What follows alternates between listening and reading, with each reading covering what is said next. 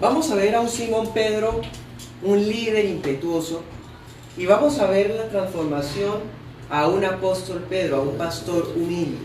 Vamos a mirar esa transformación maravillosa.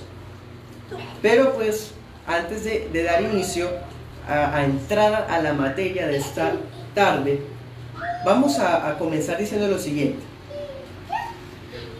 Lo primero es que estas enseñanzas van a ser como aparentemente bibliográficas, porque vamos a enfocarnos en algunos personajes, pero haremos lo posible por conservar ese método expositivo, es decir, vamos a ir a los versículos y explicar su contexto y su trasfondo histórico. Bueno, nuestro objetivo va a ser ver y aprender del ejemplo de cada uno de los 12 apóstoles escogidos. Son hombres muy importantes. Efesios 2:20 dice la palabra que estamos fundados estamos siendo edificados y construidos sobre un fundamento de los apóstoles, dice en Efesios 2:20. O sea, lo que vamos a ver de ellos es muy importante. Y luego en Apocalipsis 21, la palabra de Dios dice que la nueva Jerusalén va a estar rodeada, o por lo menos cimentada, con 12 columnas. Y cada columna tiene el nombre de uno de los apóstoles. Así que, hermanos y amigos, vamos a dar un tema bastante interesante, no solamente porque vamos a aprender mucho, sino porque va a retumbar tanto en esta vida como en la próxima. Confío que pues esta enseñanza y la serie que comenzamos en este 2021 va a ser de gran bendición e inspiración para nuestras vidas, viendo cómo el Señor en su gracia transforma las vidas. Hay luchas en cada uno de nosotros, hay situaciones en las cuales nosotros a veces sentimos que realmente ya no tenemos nada que hacer, o algunos otros dicen, es que a mí nadie me cambia. Pues vamos a ver que eso no es cierto. La gracia transformadora de Dios puede dar un giro completo a cada persona, independientemente de su temperamento, de su carácter, de su forma de ser o de su trasfondo. Bueno, por lo pronto vamos a mirar lo siguiente. Cuando el Señor Jesús comenzó el ministerio, Cristo, el día que empezó, ustedes se acuerdan cuando Él fue bautizado por Juan Bautista y descendió el Espíritu Santo sobre Él en forma de paloma. La palabra de Dios dice que Él de ahí fue al desierto y fue tentado 40 días y 40 noches. Son historias que todos los presentes conocemos.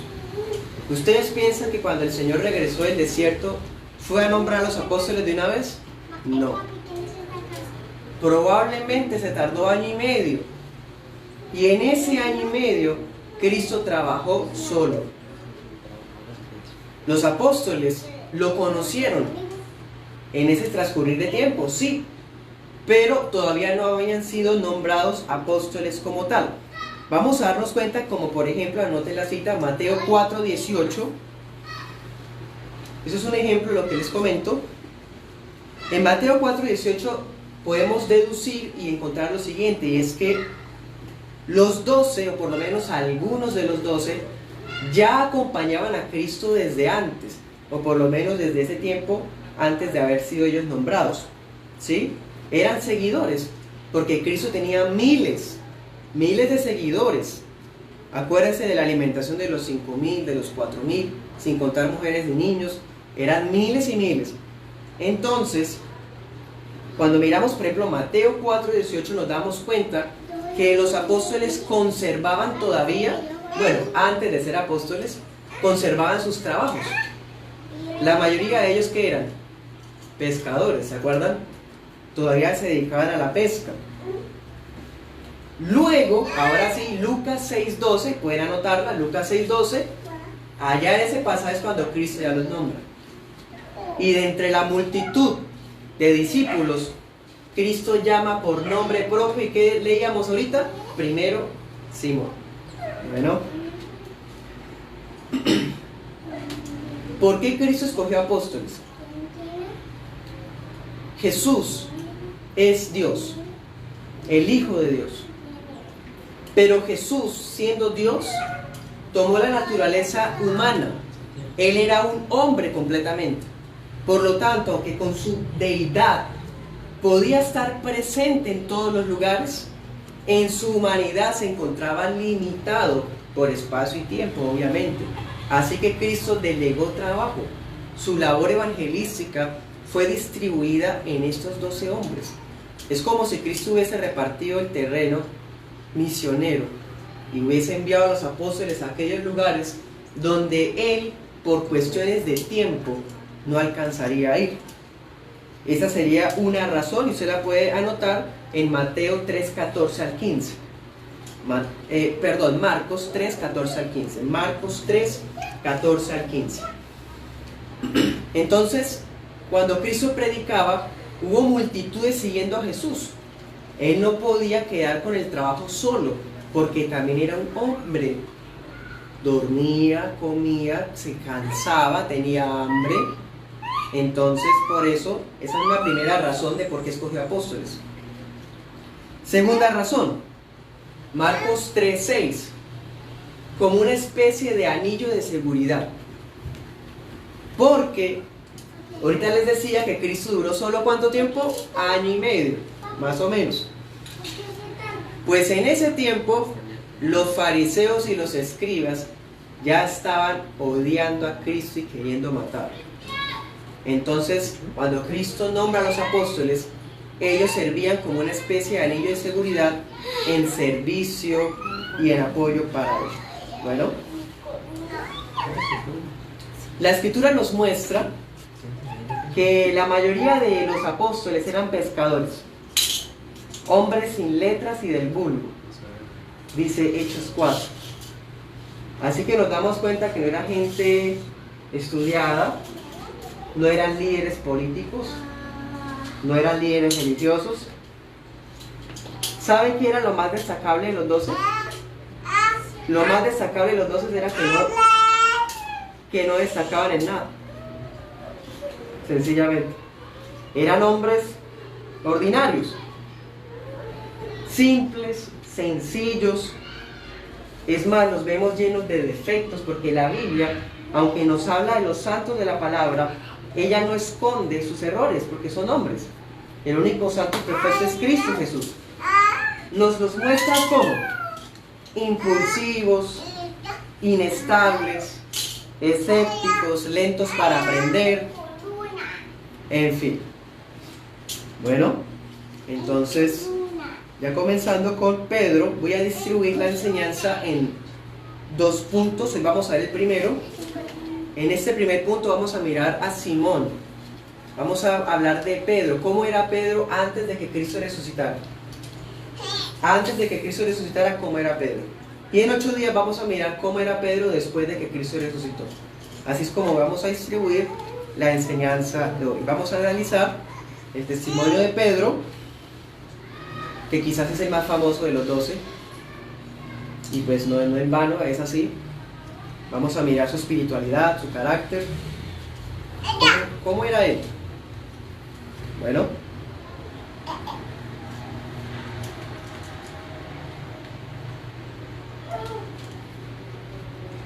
comencemos entonces.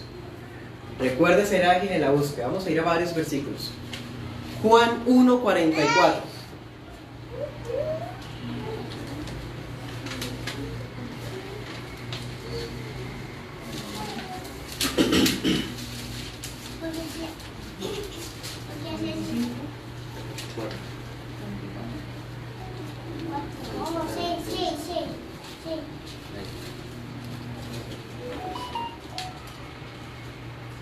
Dice: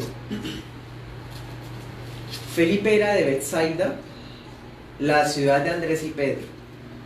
Tenemos, lo primero es, Pedro era de una ciudad que se llamaba Betsaida. Ahora miremos versículo 42, cuando conoció a Jesús por primera vez. Dice: le trajo Jesús, Andrés lo trajo, y Jesús mirándolo dijo, sin ni siquiera presentarse. Cristo supo quién era y le dijo: tú eres Simón, Juan 1:42, hijo de Jonás. Serás llamado Cefas, que quiere decir Pedro. Cefas y Pedro es lo mismo. Cefas es en arameo, Pedro es en griego, es lo mismo. ¿Qué vemos en esos versículos? Ya tenemos alguna información. Era de Betsaida, su hermano se llamaba Andrés, el papá se llamaba Jonás. Bueno, estamos viendo que es pescador porque pues aquí en el contexto vemos que estaban pescando, ¿cierto? Lucas 4:38 nos muestra aquella vez cuando Cristo sanó a la suegra de Pedro. Así que Pedro era casado. Pedro era casado. Usted lo puede ver en Lucas 4:38. Y compleméntelo con Corintios 9:5. Corintios 9:5. En ese pasaje se nos muestra que Pedro, cuando iba a predicar, siempre llevaba a su esposa. Pedro no iba a predicar solo, él siempre iba con su esposa. Bueno, entonces ya tenemos alguna información personal de nuestro amado Simón.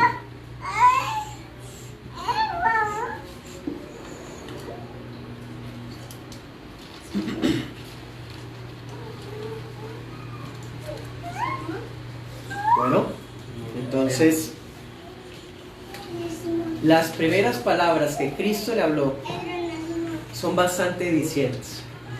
Tú eres Simón, serás llamado Pedro. Desde el puro comienzo, Cristo le había advertido a Pedro acerca de una transformación radical en su vida. Serás llamado Pedro. O sea, es como si Cristo dijera: tú eres Simón. ¿Qué significa Pedro? Roca. Siendo Simón, tú como eres, con tu carácter, con tu forma de ser, vas a ser Pedro. Vas a ser como una roca. Necesitamos eso en nuestras vidas. Pero eso solamente se logra a través de Cristo Jesús. Simón no requirió conferencias o libros de liderazgo. Solamente bastó que Simón fuera expuesto a la presencia de Cristo para que su vida fuera sólida, fuerte y firme. De un hombre ordinario, inestable, vamos a verlo de verdad como una roca firme. Pero saben, los procesos de este tipo no duran de la noche a la mañana. A veces llevan años. Tal vez usted conoce hermanos cristianos cuya vida ha sido cambiada pero muy poquito. Y algunas personas critican el proceso de estas personas. Pensemos que sean nuevos o recientes en la fe. Pensemos que sean recientes en la fe. Y la persona todavía conserva ciertas luchas. La gente está expectante viendo que hayan cambios impresionantes. Y que la persona, su vida cambia al 100%. Eso no se va a lograr. Primero, no se va a lograr completamente en esta vida. Y segundo, mucho menos tan rápido. También por eso como iglesias locales debemos comprender a nuestros hermanos más nuevos también y ayudarlos en esa madurez que a nosotros también el Señor nos ha llevado con su gracia. Simón se volvió Pedro, sí, pero no fue rápidamente. Hubo momentos difíciles, momentos tremendos. Cuando ahorita decíamos, por ejemplo, serás tú el primero. Primero, Simón. Mostraba el pasaje allá en Mateo 10 que Pedro era un varón, o Simón, pues, era un varón líder. Era una persona que siempre iba adelante. Una persona que siempre tomaba iniciativas. Y usted de pronto pensará, por eso fue que Dios lo escogió. No. Dios no escoge a nadie basado en ninguna cualidad. Dios no escoge a nadie porque sea muy bien hablado. Dios no escoge a nadie por su trasfondo familiar o porque era muy buena persona, no. Todo lo contrario, esa forma de ser de Pedro era problemática. Y el Señor la moldeó para su gloria. O sea, Dios no lo escogió por eso. lo escogió a pesar de eso, más bien. Bueno, entonces, y cuando ella decía el primero, daba a entender que se volvió Simón el líder de los 12. No es equivocado afirmarlo, Pedro era el líder. De hecho, Pedro es el apóstol del que más información hay en los evangelios. Es el que más habla, el que más interviene, el que más pregunta, al que quizás más bendiciones Cristo le dijo, pero también al que Cristo más regañó por lo mismo. Miremos Mateo 8:14.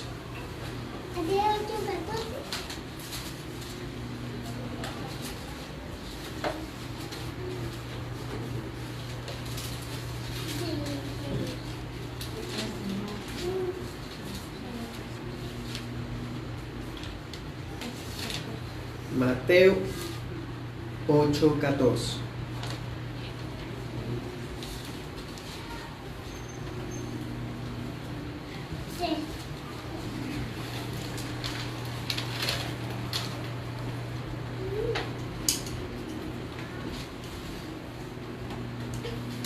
Dice: vino Jesús a casa de Pedro, ¿cierto? ¿Qué más dice? Y vio a la suegra de este postrada en cama con fiebre. La casa de Pedro, nosotros como iglesia local también estamos estudiando Marcos y nos hemos dado cuenta que esa casa fue un centro de actividades de Cristo. Era un centro de operaciones, allí iban a descansar, Pedro era el que más hospedaba a Jesús. En fin, era un punto muy importante y Pedro prestó su casa para eso, la casa de él y su esposa. Y al parecer su suegra también estaba allí presente.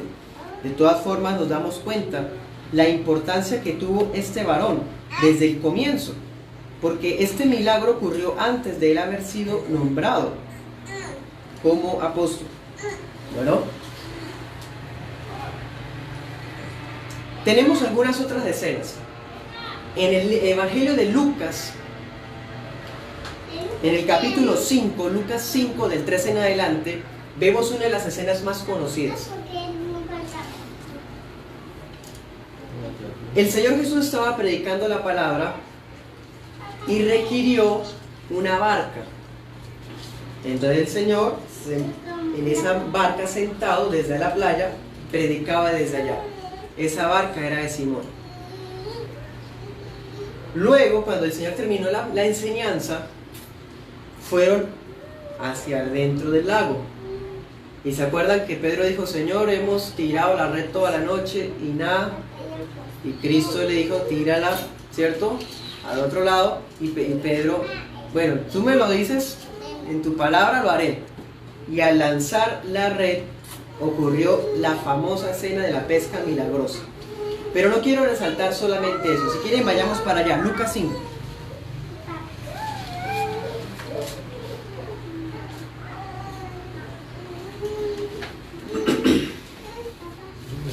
Lucas 5:1.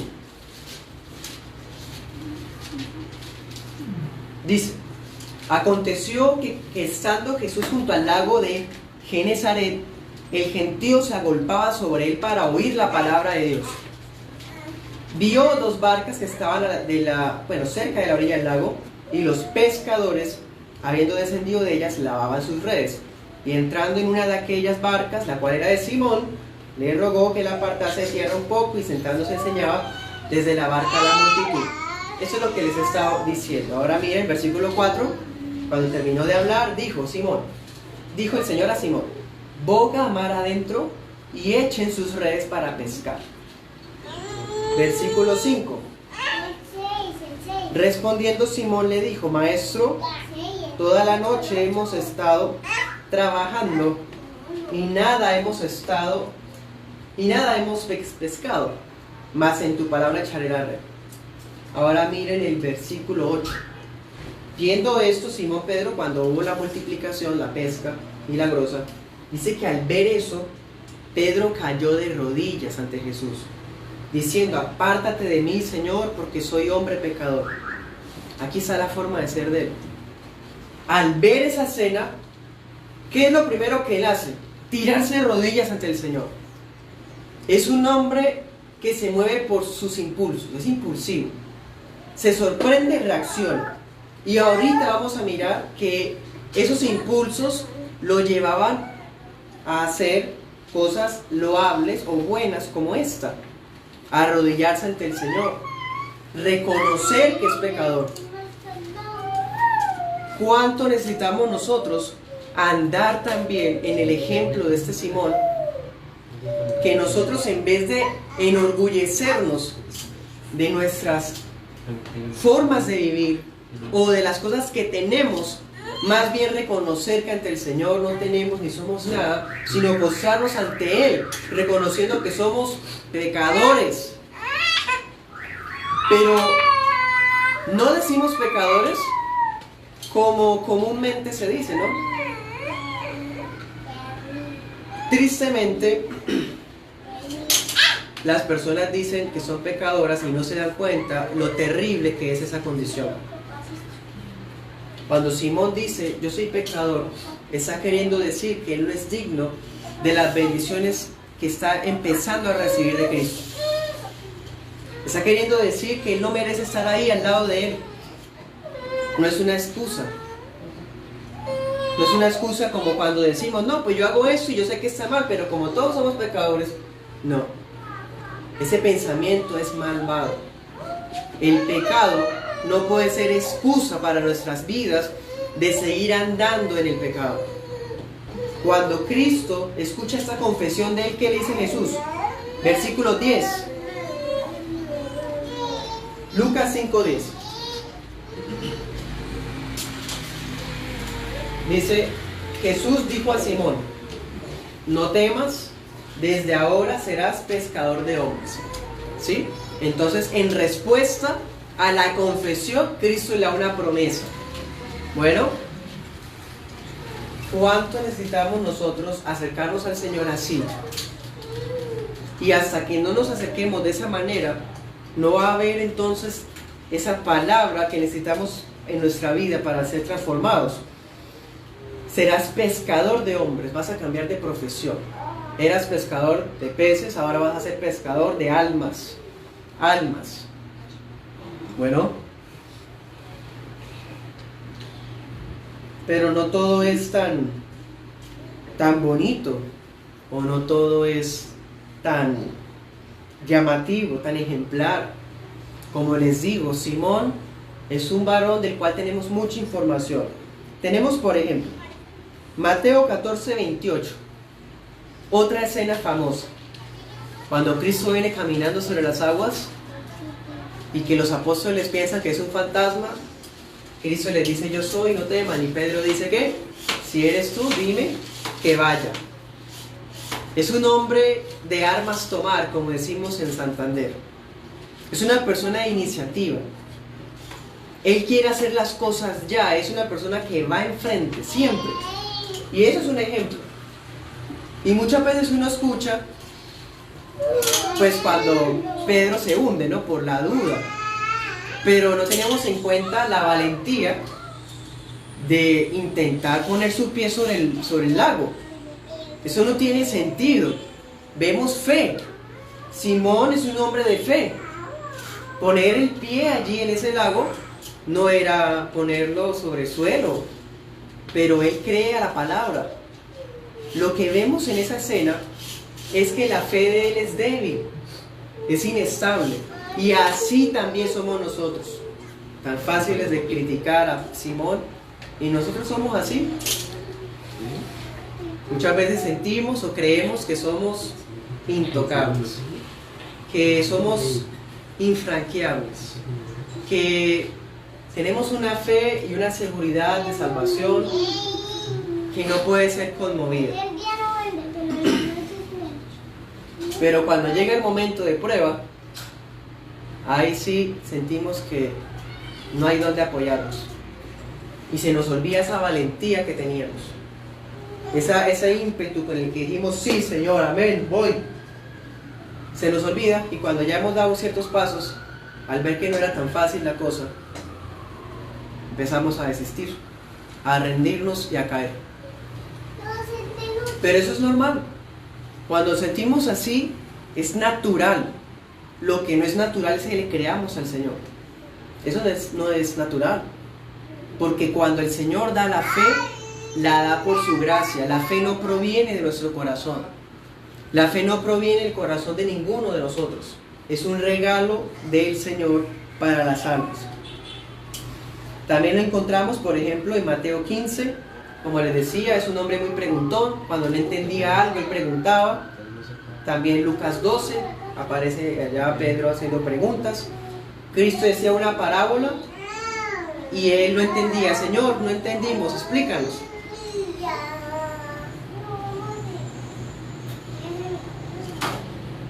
Mateo 18, 21. En esa cita bíblica Pedro hace otra pregunta, también muy conocida. ¿Cuántas veces debo perdonar a mi hermano? Eso lo preguntó Simón. Pero la pregunta no estuvo solita, sí. Él dijo, ¿cuántas veces debo perdonar a mi hermano? ¿Hasta 7? Son de esas personas que a veces quieren hacer preguntas, pero ya creen que tienen la respuesta.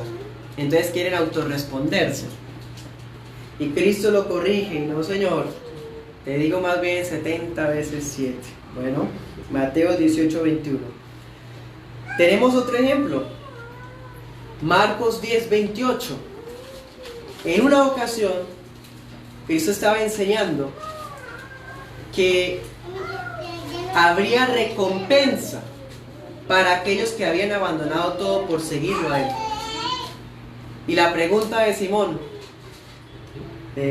Pedro fue, Señor, ¿y qué tendremos nosotros que ya lo hemos dejado todo por ti? Aquí, ¿qué estamos viendo en ese pasaje? Marcos 10, 28. Lo que les decía al comienzo. En la primera parte, ellos conservaban sus trabajos. Pero ya la segunda parte, después del año y medio, cuando ya se fueron nombrados, ellos sí abandonaron sus trabajos.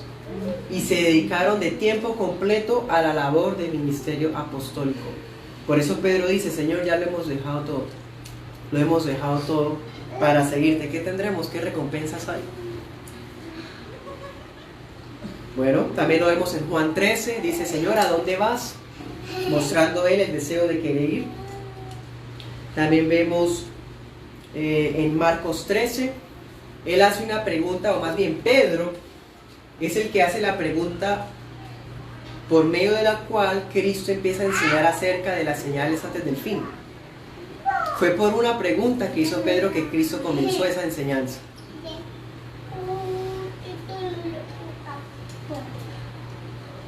Bueno,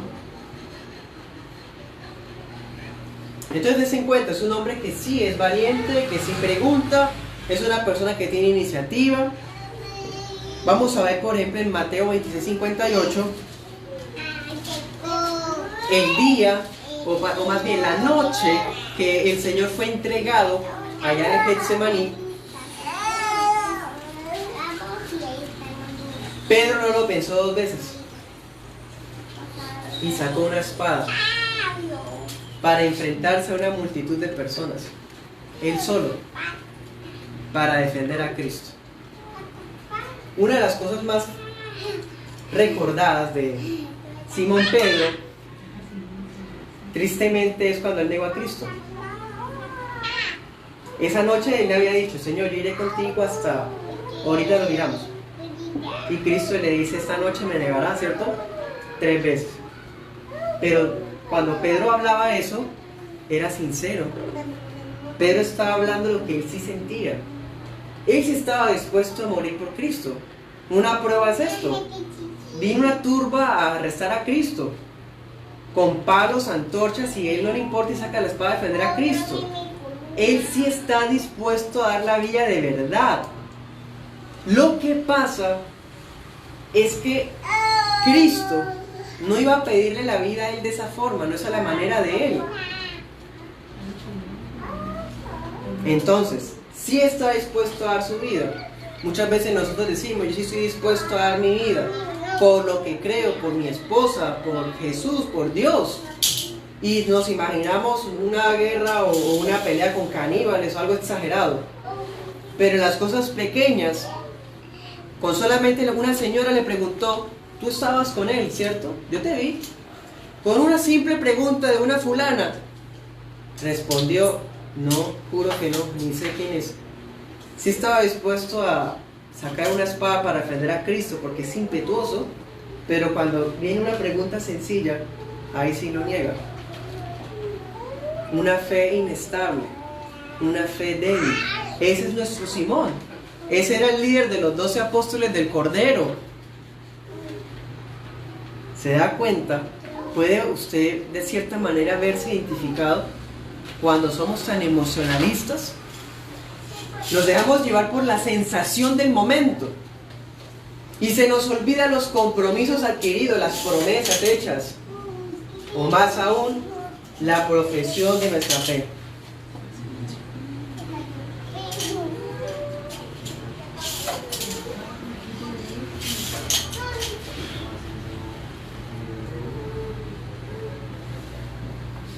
Bueno, entonces estamos viendo un varón de iniciativa, un varón que pregunta, un varón que era profesional, hombre de familia, bueno, sí. Esa impetuosidad también lo llevó a realizar una confesión muy hermosa. Vamos a Mateo 16.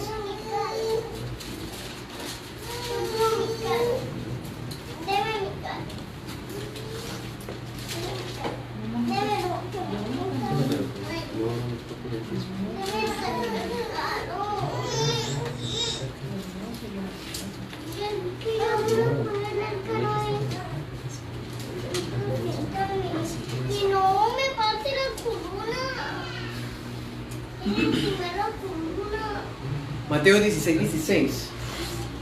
Dice, respondiendo Simón Pedro dijo, tú eres el Cristo, el Hijo del Dios viviente. Entonces le respondió Jesús, bienaventurado eres Simón, hijo de Jonás, porque no te lo reveló carne ni sangre, sino mi Padre que está en los cielos. Esa tarde Cristo pregunta, bueno, ¿qué dice la gente? ¿Quién soy yo? No, pues algunos piensan que tú eres un profeta, otros piensan que tú eres que Juan Bautista resucitó. Y luego Cristo cambia la pregunta y dice, ¿ustedes qué piensan que soy? Y el que habla es Simón. Él es siempre el que toma la vocería. Tú eres el Cristo, el Hijo del Dios viviente. Esa frase es el pilar de nuestra fe. Es el fundamento de la iglesia de Cristo. Tú eres el Cristo, Jesús es el Mesías, el Hijo del Dios viviente. Pero esa declaración aquí confirma lo que estaba diciendo. No proviene de él mismo. No es que Simón fuera muy buena persona. Dice en el versículo 17, te lo reveló mi Padre. No fue carne, o sea, no fue que le contaron, ni sangre, porque no fue que el papá le transmitió, no. El Padre. ¿El Padre le ha revelado a usted quién es Cristo? ¿O se piensa que Cristo es un hombre común y corriente? El Padre va a revelar a las almas que Cristo es el Hijo del Dios viviente. Esa es la verdadera fe. En Juan 6 tenemos otro ejemplo de Simón. Simón dijo unas palabras muy hermosas. En cierta ocasión Cristo estaba dando una predicación muy fuerte y todo el montón de discípulos que tenía lo dejaron. Y Cristo voltea y mira a los 12 y les pregunta, ¿ustedes también quieren irse? ¿Y quién es el que habla? Simón. ¿Y qué dice Simón? Señor, ¿a quién iremos? Tú tienes palabras de vida eterna. Él es el que dice eso. Entonces miren que la impetuosidad a veces lo llevaba a decir cosas bonitas, a hacer cosas interesantes, cosas bien. Pero esa impetuosidad también lo llevaba a cometer hechos que tenía que ser regañado. Usted está en Mateo 16, mira ahí mismo en Mateo 16, el versículo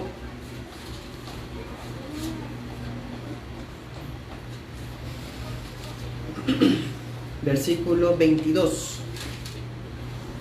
Mateo 16, 22 dice: Cristo le estaba diciendo a ellos: yo voy a morir en la cruz. Y Pedro, cuando escucha esa noticia, toma a Jesús, miren ese atrevimiento, lo toma aparte y comenzó a reconvenir, o sea, a regañar a Jesús, diciendo: Señor, ten compasión de ti, en ninguna manera esto te acontezca. Pero Cristo, volviéndose, le dijo a Pedro: quítate delante de mí, Satanás. Miren esto. Pedro recibe las palabras más lindas: tú eres Simón, hijo de Jonás, serás llamado Pedro, ¿cierto? No te lo reveló carne ni sangre. Pero esa misma impetuosidad que lo llevaba a confesar, a tomar iniciativas, lo llevaba a ser imprudente, a ser atrevido. Y empezó a decirle: Señor, a mí me parece, así como cuando ustedes y yo le decimos al Señor que como están sucediendo las cosas no es, y le queremos decir al Señor cómo es que Él debe hacer las cosas en nuestro día a día. Señor, a mí no me parece, no estoy de acuerdo, no sé dónde están entonces tus promesas, yo las reclamo para mi vida, o si no empiezo a decir: Señor, pero yo he hecho esto y esto, ¿por qué me pasa esto a mí? Entonces aquí notamos que esa impetuosidad también lo llevaba a decir cosas que Cristo tuvo que regañarlo fuertemente. Así como Pedro recibe las palabras más hermosas, recibió las palabras más terribles. Estas le dijo Satanás. No significa que Pedro sea Satanás o que se le haya metido Satanás, no. Lo que sucede es que Pedro fue tan emocionalista en ese momento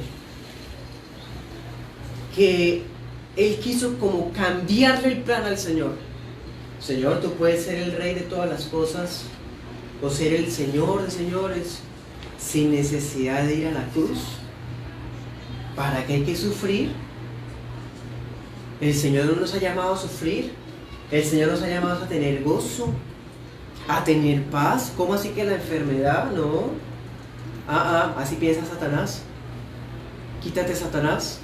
Porque Satanás pone la mirada en las cosas que los seres humanos miran: las apariencias, las comodidades, el éxito aparente. Él lo estaba viendo con ojos de fe, estaba pensando como a él le parecen las cosas. Tenía que aprender. Hay otro ejemplo de lo imprudente que es Simón. Una cita muy conocida, dice Lucas 8:45. Hay una multitud y Cristo pues va a ir a esa multitud, y Cristo dice: ¿quién me ha tocado? Sí, cuando la mujer del flujo de sangre: ¿quién me ha tocado? Y Simón, imprudente, dice: la multitud te aprieta y oprime y dices: ¿quién es el que me ha tocado?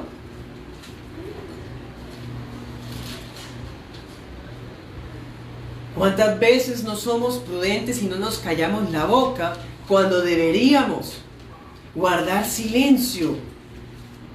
Sino que no preguntamos y pareciera como si habláramos sin pensar muchas veces. Por eso la palabra dice en Santiago que el que doma su lengua, esa persona es perfecta. ¿Quién ha domado la lengua? ¿Quién no ha fallado en la imprudencia?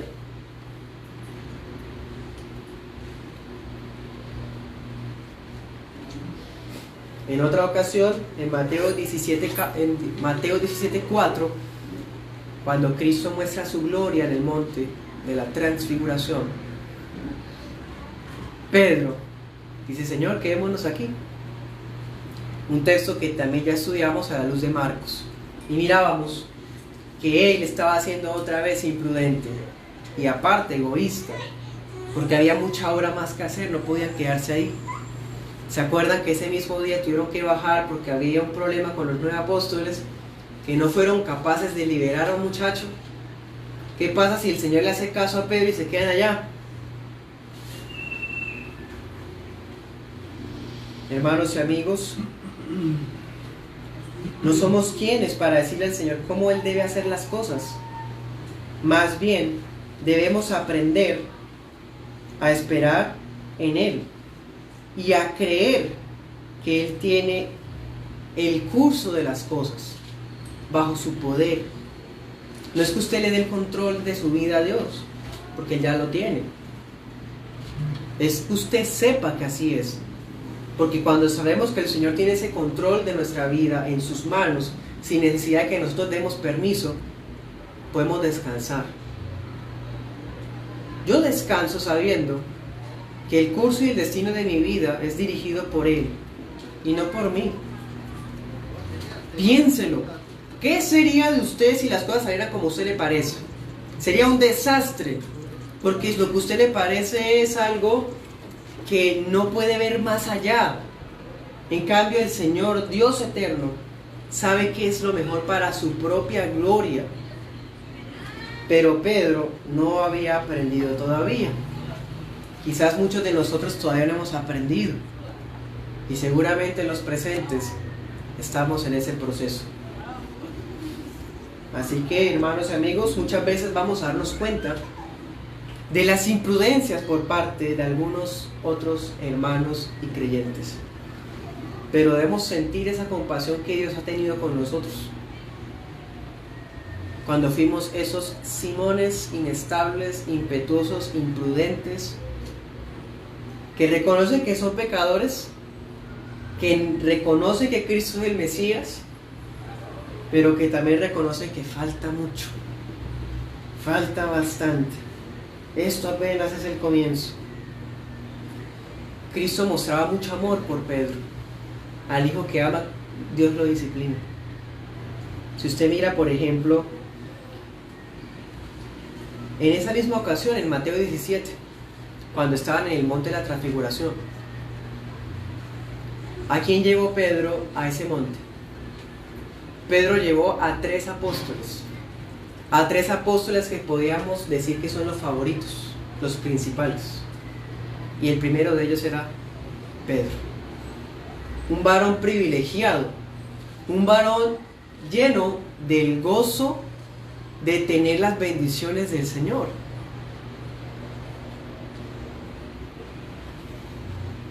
También lo vemos cuando acompañó a Cristo a la habitación de la hija de Jairo, cuando la niña resucitó, cuando el Señor le dijo: levántate, niña, a ti te digo, levántate y anda, ¿cierto?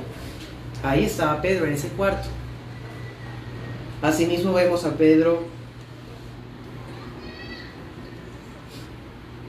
en el monte Getsemaní, cuando Cristo va a orar, cuando suda gotas de sangre por la angustia, lo que está próximo a ocurrirle en su humanidad.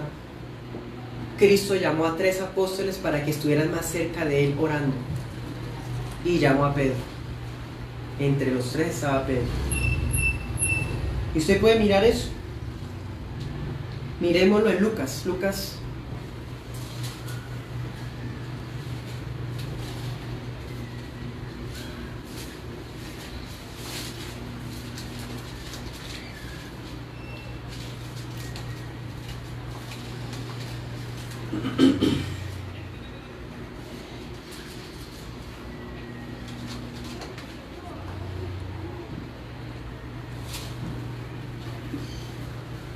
Bueno, eso lo podemos ver en varios pasajes. Voy a anotar las citas bíblicas. Tenemos Mateo 26:37, Marcos 14:33 y Lucas 9:32. En esos versículos usted puede darse cuenta. Allí estaban orando. Cristo estaba orando, angustiado. Pero cuando volvió a donde estaban sus 3 predilectos, ¿qué estaban haciendo ellos? Estaban dormidos. Les dio sueño. A nuestro Simón le cuesta orar. Al Simón antes de la resurrección, estamos viendo todo de Simón antes de la resurrección. Ojo. Todo eso es con el propósito de ver su normalidad. ¿Cómo el Señor lo va a transformar? Por ahora notemos todas estas cosas. Ese mismo varón que dijo: Señor, ¿a quién más iremos? Es el mismo que negó a Cristo 3 veces. El mismo que había sacado una espada para defender a Cristo y que hasta le cortó la oreja a uno de los hombres, alcanzó a cortarle la oreja a alguien.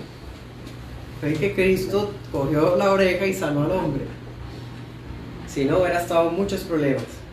Pero este mismo hombre que hace todo esto, esa misma noche negaba al Señor. Iba a negar al Señor. Él había dicho: Señor, aunque todos los demás se vayan, yo voy a quedarme. ¿Cuántas veces decimos así? Señor, yo estoy seguro que así todo el mundo se aparte de ti, yo voy a seguir. Y llega la primera prueba, tal vez en la misma iglesia local, en su vida personal, en su salud, y no. Y ya no hace como Job, que decía: el Señor dio, el Señor quitó, sino que empieza a maldecir, quizás, como Pedro alcanzó a hacer. Pedro alcanzó hasta a maldecir. Eso usted lo puede ver en Mateo 26.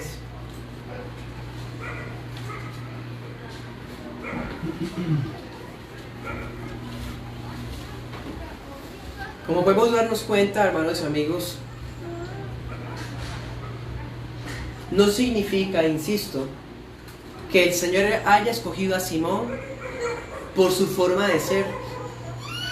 Todo lo contrario, el Señor nos deja ver la forma de ser de Pedro para que cuando estemos mirando la otra parte de su vida nos sorprendamos de su gran poder.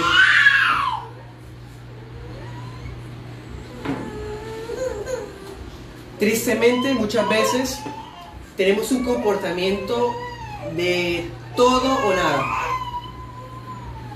donde decimos: bueno, las cosas tienen que ser así o así, o es blanco o es negro, o si no es así, entonces no. Pedro era una persona con esa forma de ser. El Señor lo llevó a aprender que no, la vida no es así. La vida no es blanco y negro, sencillamente. La vida tiene grises y tiene otros colores también. Las cosas no son cuadriculadas, diríamos hoy día, sino que debemos aprender entonces en el Señor a ser llevados por su providencia, por su mano misericordiosa, así como hizo con Pedro. ¿Saben qué es lo hermoso?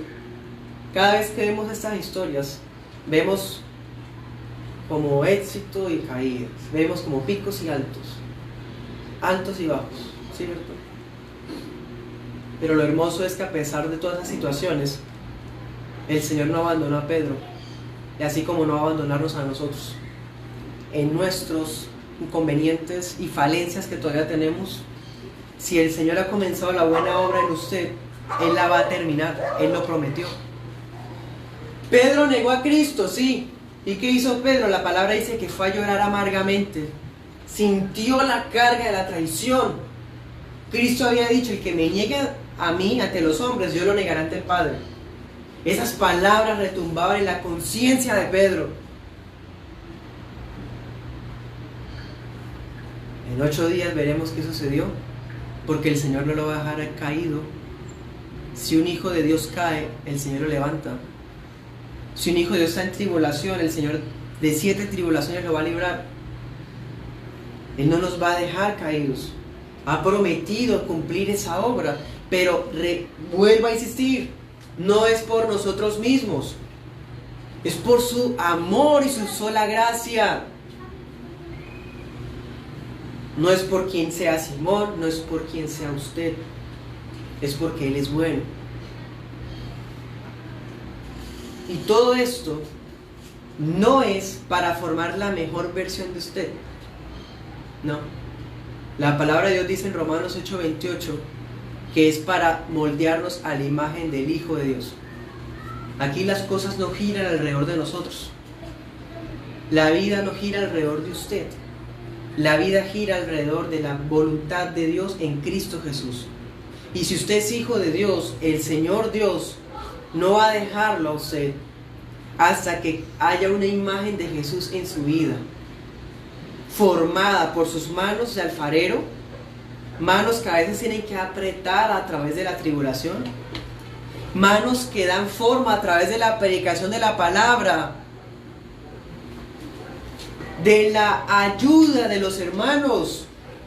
La fe no es para vivirla solos, sino siendo parte de una iglesia local, ayudándonos mutuamente.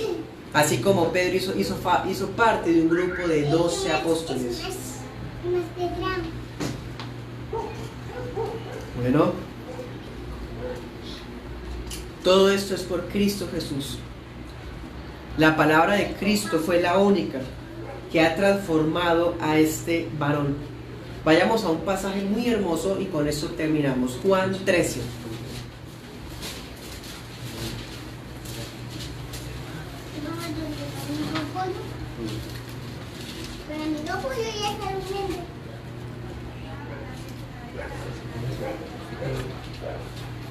Juan 13.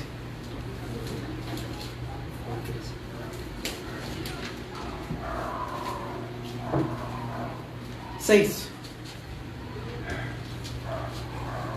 La noche de la última cena, antes de la cena, Cristo había hecho una enseñanza con su propia persona, una enseñanza impresionante. Resulta que el Señor había mandado a Pedro y a Juan a organizar el lugar donde iban a comer la última cena. En la cultura judía había la costumbre de sí organizar todo para la Pascua, sí, pero también había que haber alguien, tenía que estar alguien que lavara los pies de los que llegaran, porque pues era una zona, obviamente el polvo, todo esto, las mesas no tenían sillas, eran el suelo, entonces los pies sucios podían estar muy cerca de la cara del otro. Era necesario que alguien lavara los pies. Pero los organizadores hicieron todo menos eso. Cuando muchas veces nos gusta hacer lo que se ve y no las cosas sencillas. Y aquí la palabra nos dice que Cristo, al ver que ninguno se le ocurrió, ni a los organizadores ni a los otros apóstoles, él mismo toma el manto, se lo amarra, le prepara la agüita y Cristo mismo es el que empieza a lavarle los pies a todos. Podemos imaginarnos ese minutos de silencio sorprendidos. Piénselo, Él es Dios, Él es el Rey, está lavando los pies a esos miserables, humanos comunes y corrientes como usted y como yo. Pues Pedro no se cayó. Vamos a ver, versículo 6, vino a Simón Pedro y Pedro le dijo: Señor, tú me lavas los pies. Podemos entenderlo, claro, es el Rey, ¿cómo así que lavando los pies? Pero no podemos quitar que es imprudente. Versículo 7, el Señor le responde: lo que yo hago, tú no lo comprendes ahora. No tiene esa comprensión todavía. Este Simón de antes de la resurrección es lento para aprender. Cuando usted sienta que hay cosas que no es capaz de captar, a veces se siente lento para aprender algunas cosas, no se avergüence, no tema. El Señor tampoco lo va a abandonar en eso que hasta ahora sabe. Va a estar pendiente, por así decir, de que usted aprenda más y más y crezca. Dice: más lo entenderás después. Lo vas a entender, ahorita no. Pero Pedro no se puede callar la boca y en el versículo 8 dice: no me vas a lavar los pies. Jamás. Es un hombre de que sí o no o nunca es capaz de decir jamás fácilmente. Impetuoso. Versículo 8, Jesús le responde: si no te lavo, no tendrás parte conmigo. Versículo 9, le dice Simón Pedro: Señor, entonces no solo los pies, láveme la cabeza, los brazos, láveme completo. Versículo 10, el que está lavado no necesita sino lavarse los pies, pues está todo limpio. Con esas palabras concluimos lo siguiente: la palabra de Jesús es la única que puede limpiarnos. Eso es lo que la Biblia llama justificar. Justificar significa que ante Dios somos pecadores. Y ser pecador es la condición más desgraciada del universo. El pecador es una persona que está sentenciada a una condenación eterna en el infierno. Eso es ser pecador. Si usted se enorgullecía o sacaba el as bajo la manga diciendo que es pecador, sepa que eso es ser pecador. Pues la palabra aquí nos está mostrando que Simón ya había sido limpiado. Yo le pregunto a usted, ¿usted ha sido limpiado por la palabra? Esa limpieza no es por lo que usted haga. No es porque usted lea la Biblia o ni siquiera porque se congregue. No es por las cosas que usted haga por alguien o por cuán bonito usted piense usted mismo. Es por la fe que regala Dios en su gracia. Cuando el Señor regala esa fe llega a través de la predicación de la palabra. Cuando esa fe actúa en nuestra vida, somos limpiados, o sea, justificados. Si antes éramos esos desgraciados pecadores, ahora delante de Dios somos justos, limpios, por solo fe. Y una vez limpios, no vamos a necesitar ser limpios otra vez. El que es justificado por la fe no va a ser justificado después. Somos justificados una vez y para siempre. La salvación que regala el Señor es una y para siempre. Bueno, nadie puede tener un mayor estado de justificación que otros. Ya somos limpios por el poder de la palabra y también por la sangre del Hijo de Dios.